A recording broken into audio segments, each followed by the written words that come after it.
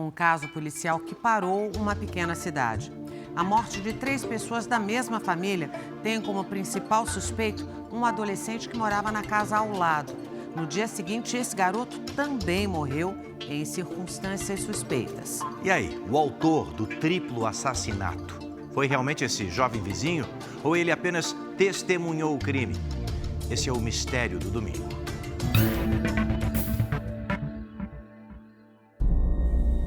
Estas imagens foram gravadas em Agudos, no interior de São Paulo. Elas mostram um adolescente de 15 anos tentando roubar a bolsa de uma mulher no ponto de ônibus. O adolescente não desiste e, em seguida, foge. Um dia depois, o mesmo adolescente seria acusado de um crime brutal.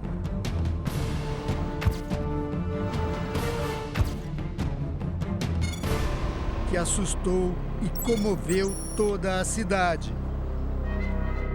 O assassinato de 3 pessoas da mesma família. Seu Roberto, de 74 anos, a mulher dele, Dona Joana, de 70 anos, e o genro do casal, Valdinei, o Tatá, de 57 anos. Todos mortos a golpes de faca, cada um em um cômodo diferente da casa. E, segundo a polícia, sem nenhuma chance de defesa. A casa não estava remexida, não havia sequer indício de luta corporal ali no local. Os corpos não apresentaram nenhuma violência auto de lesão de defesa.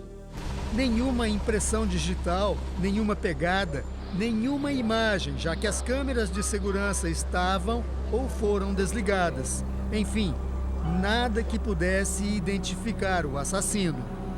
Havia uma informação apenas do desaparecimento de um celular, que seria do pai, do senhor, né, de idade. E quantos valores a gente estava vendo, mas o casal não costumava guardar grandes valores dentro de casa. Os corpos foram encontrados por Karina, filha do casal e esposa de Valdinei. Além dela, seu Roberto e Dona Joana têm outro filho, Gustavo, que mora em Bauru, a 15 minutos dali. Karina contou à polícia que o marido havia saído para caminhar e que passaria na casa dos sogros, como sempre fazia, para ver se estavam bem. Mais tarde, como ela não conseguia falar com os pais nem com o marido, foi até a casa e encontrou um cenário de terror. Na sala, atrás do sofá, estava o corpo da mãe.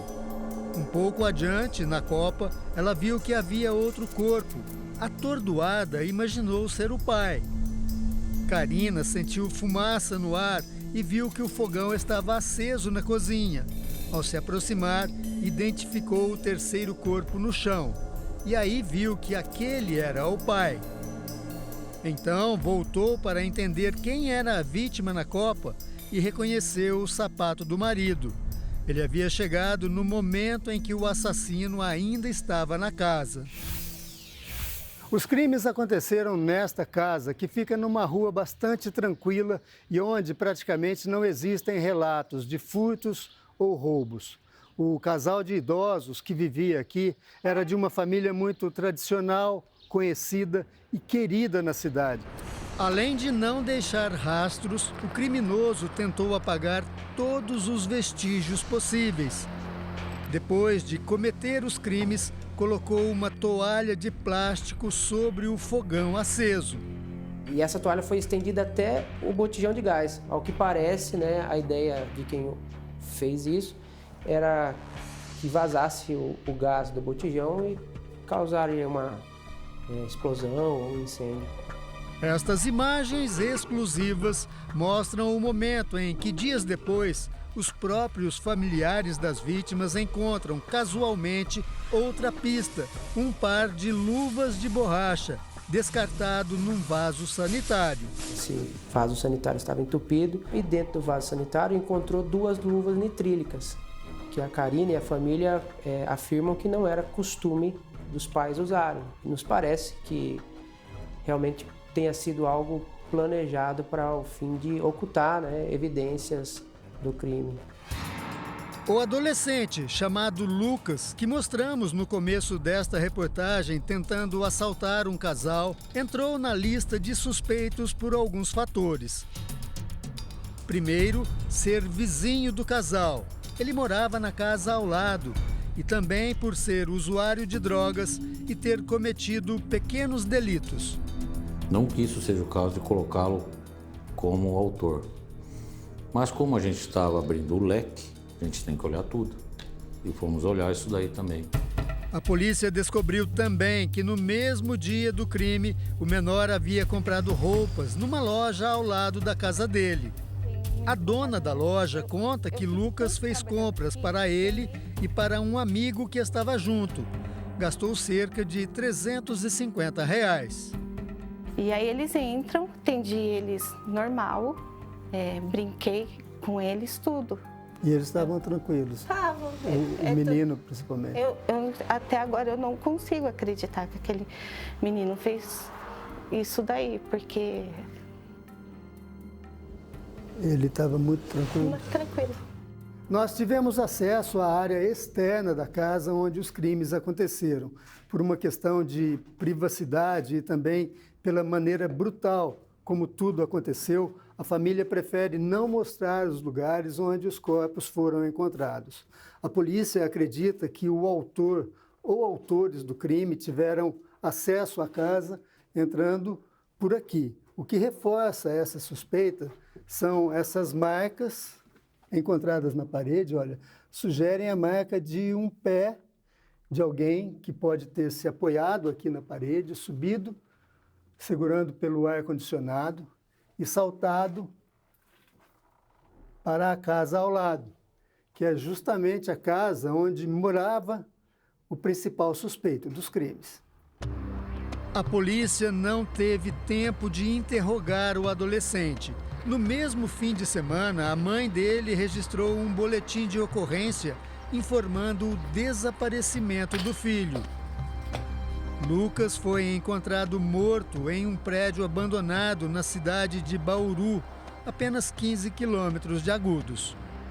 O lugar onde o corpo de Lucas foi encontrado é usado hoje como esconderijo ou moradia para usuários de drogas.